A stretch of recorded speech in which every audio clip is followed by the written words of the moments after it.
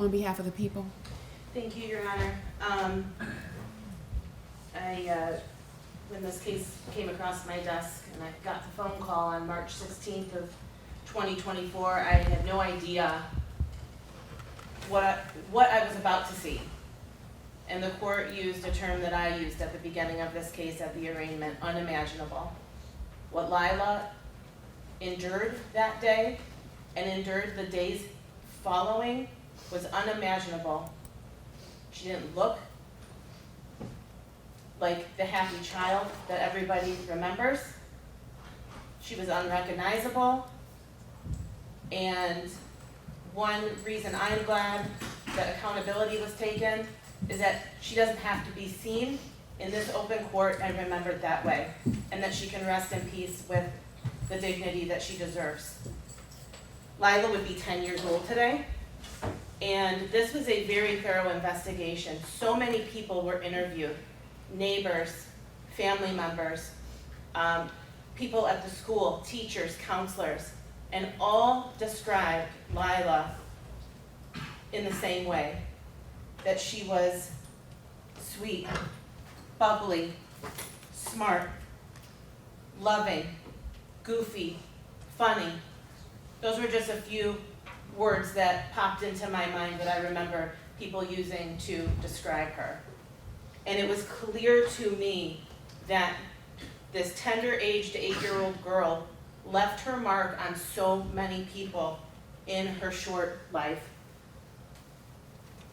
And I think about that day, and I think about how scared she must have been that the person she loved most in this world was brutally attacking her. And then when she was injured, and as she laid on the kitchen floor, how scared she must have been, and how confused she must have been as to why her mother was not getting her help. Why her mother, who phone records show was Googling hospitals near me, who absolutely knew Lyla needed help, did not take her. That was her mother's responsibility. Why, when Lyla's brain was swelling and she could no longer use the bathroom, was confused as to why is my mother putting me in diapers instead of giving me help? Why, when I can't eat anymore, is my mother going to the store and purchasing Ensure instead of taking me to get help? No one can truly imagine what she went through in those days, Judge, and she did not deserve that.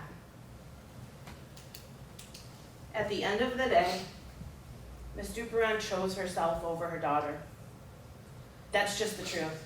She didn't want to get in trouble. She knew CPS would be coming around, and she thought that she could maybe mend her back to health on her own.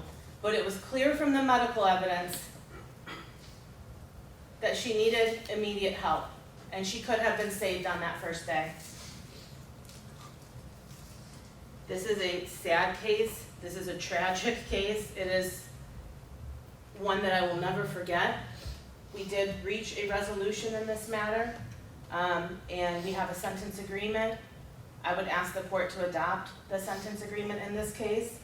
It is slightly above the second-degree murder guidelines, should the court add also the 15 points, which would change the guideline minimum range. It's just slightly over that. But the people believe, based on the severity of Lyla's injuries, the suffering that she endured, the evidence in this case, which is compelling, that the upward deviation is appropriate, and also to note that Ms. Duperon was facing felony murder and child abuse charges that will be dismissed as a result of the second-degree murder plea, and that carried life without parole, and the people are confident that a conviction would have came following a jury trial. So we would ask the court to adopt that sentence agreement, and thank you, Your Honor.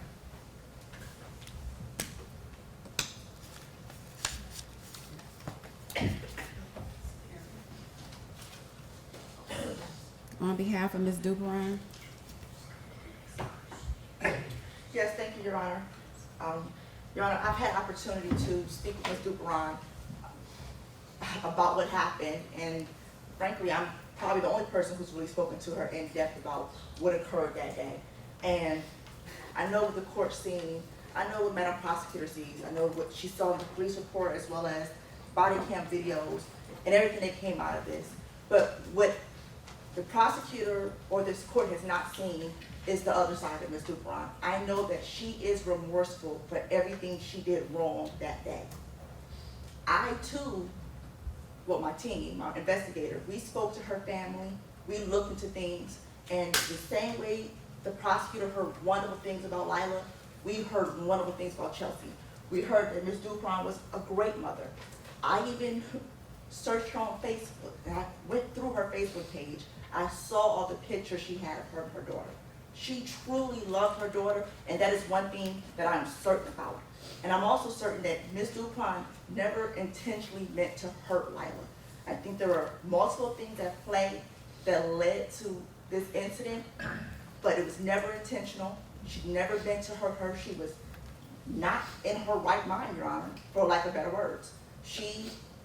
The person she is today, the person she was all the years she's been raising Lyla, was not the person she was in that moment when this incident occurred. Now, as far as the aftercare, after the assault, Ms. Duperon again did what she believed was best. She was torn between taking Lyla to the hospital, but she did believe that Lyla could have been nursed at home. And it's without a doubt, if she knew the severity of Lyla's injuries, her internal injuries, Ms. Duperon would have taken her to the hospital, without a doubt. She never wanted this to happen. And again, this is a woman who stands before you who is truly remorseful for, again, her actions and her inactions, Your Honor. But this moment, that moment, is not a reflection of who she really is and the type of mother that she was to Lyla. And again, me and Ms. Duperon spoke a lot about this case. And one thing we can agree on is that we know that she loved Lyla, and we know that Lyla knows and knew that her mother loved her, and that her mother would never intentionally hurt her. And with that being said, Your Honor, we are asking that you adopt the sentence agreement. Ms. Duperon, today is the day and time set for sentencing. Anything you'd like to say to the court before the court imposes a sentence? Yes, Your Honor. It feels like just yesterday I found out I was having a baby girl. I remember lying in bed holding my belly and asking, what do you think about the name Lyla? And I felt two little kicks in response, and right then as I cried happy tears that my new best friend's name was Lyla. On June 27, 2015, I was blessed with the most perfect baby. I grew into the most caring, smart, funny, loving, sweet girl. I was filled with a love I never knew existed. I remember Lyla sitting in the kitchen while I cooked dinner, and she said, Mama, I know why your food is so yummy. I said, oh yeah, why is that? And she told me, because you make it with love. I was hearing her little sleepy voice first thing in the morning, telling me how much she loves me, and her daily reminders that I'm the best mama. I couldn't have asked for a more perfect daughter. Lyla was so pure and so sweet, always so happy and loving. She never failed to amaze me. I'll never forget when we decided it was time to take off her training wheels. I was so nervous, but she wasn't. She hopped right on her bike and immediately took off. She was a pro on the first try. I couldn't believe it. I loved watching Garfield and SpongeBob. She loved our Kit Kat and our dog Sheba. But most of all, she loved her family and friends. Her most favorite memories were definitely with cousins, Nana, Papa, Aunt Uni, and Bub. I will never understand why this tragedy has become our reality. Such a devastating loss to the most beautiful life. Rest in peace, baby girl. Until we meet again, I love you always and forever.